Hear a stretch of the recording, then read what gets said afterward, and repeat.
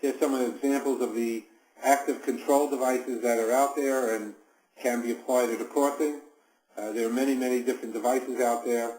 This is a picture of a lot of these devices being applied to a crossing, and not only do they have a lot of devices, they create also a lot of confusion. So one can overdo it sometimes by providing too much information, could be overloaded and create as much problems as not providing enough information. So there's got to be some kind of balance in how the crossing is designed and the type of information that is provided and the type of controls that are implemented. Many places, particularly in Florida, to prevent vehicles from getting caught in crossing, they have a multi-signal system which has some sort of preemption that keeps the vehicles far from the railroad crossing, a good distance back. So the signals change in such a way that before the train comes, that intersection is fully cleared. And we call that this preemption. There are various systems out there that are being tested. Japan and a number of Japanese companies are a little bit ahead of us. It all comes under this category, what we call intelligent transportation systems. And these systems are out there enabled to allow us to predict the train's arrival. And in fact, there's now experimentation where the train and the vehicle are in communication. So that the vehicle, just like when you use these backup cameras or side cameras, there will now be a heads up on the rear view mirror, which will tell you that the train is coming and how many seconds it'll be before that train reaches the intersection. This is great stuff. It's not very expensive, and it's quickly coming.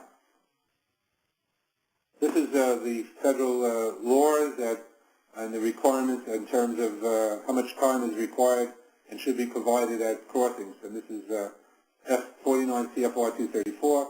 The full CFR is available online from the U.S. Department of Justice, and I think also the U.S. Department of Transportation as well. So there's several sources of this information, and it's completely, every CFR that the federal government publishes is all available online for download. One of the ways to try to prevent individuals, vehicles from going around gates is what we call these long-arm gates. These cover not just the one side of the roadway, but also they extend into the other side of the roadway as well. This is the typical situation of what we call the gate crasher. This is an actual picture. This was not staged. This is an actual situation.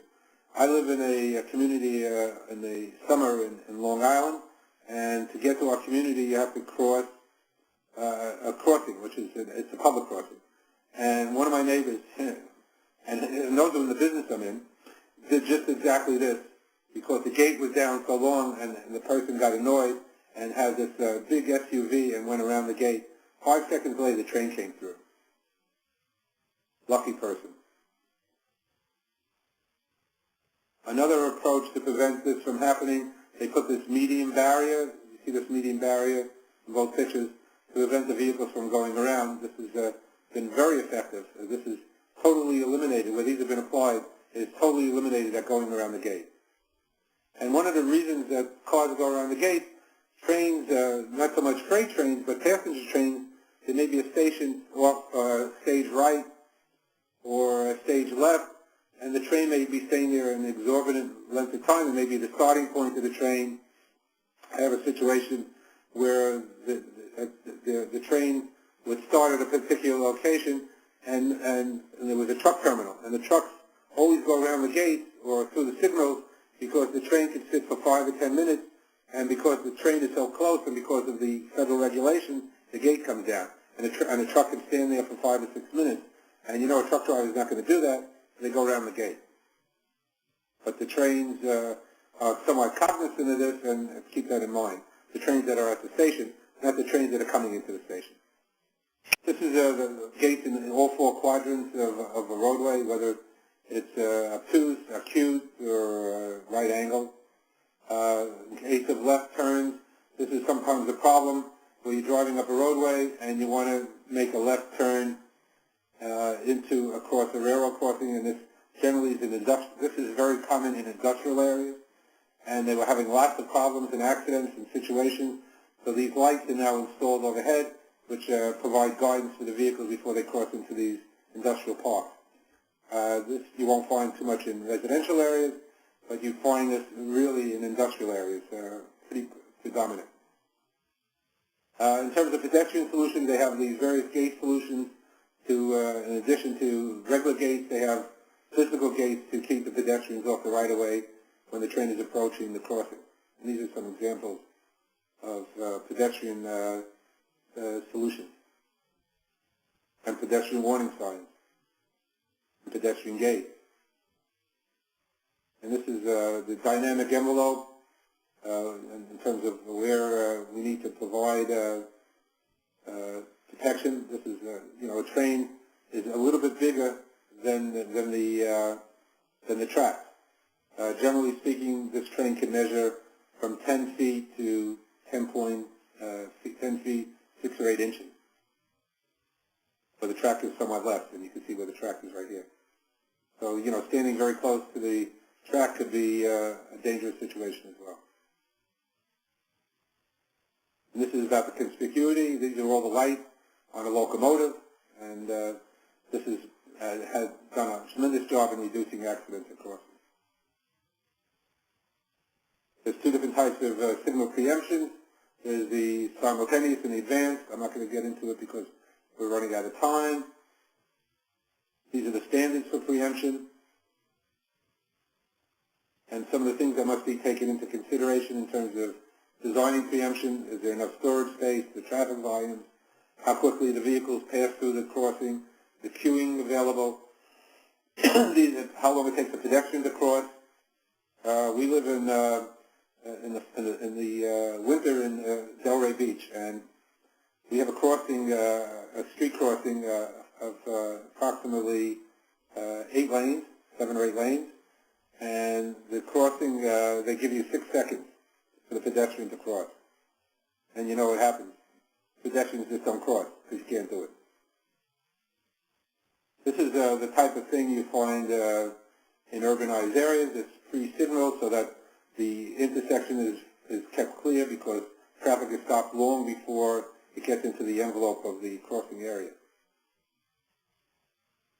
This is one of the technologies, one that I was describing to you, where the vehicle and the train are all kept in the loop, and one knows about the presence of the other. And this is moving very rapidly. We've been working on this technology for some 10 years, and we're getting very, very close to seeing this actually implemented. It's being tested all over the world right now, actually. One of the ways that we're trying to improve vehicles conforming to the rules and regulations of crossing is using these photo enforcement cameras, which we all know as red light cameras or at the intersections, but we're also using them now to try to identify chronic violators. The people who tend to violate the rules and regulations at crossings tend to be the same people all over and over again. The Center Fujitsu is coming a long way. They're developing a system. Not only will be cars, people, but bicycles and wheelchairs will be identifiable to the train operator. This is great stuff once it gets implemented, and it's not very expensive, and it's being tested in the United States, in Japan, and elsewhere. Motion detection is being used to determine, using motion detection in cameras to detect vehicles and individuals entering the railroad right-of-way. Just like we have collision avoidance systems that are being put into high-end cars like Mercedes and Lexus and Cadillac, the same thing is being done in terms of trains, and those same systems, those collision avoidance systems, will ultimately be effective in terms of railroad crossings as well. That time is coming, and this is not Star Wars stuff. This is immediate stuff that's going to happen. B&B Armor Corporation has developed a gate which, when down, cannot be a vehicle going 40 miles an hour will be delayed and stopped from proceeding.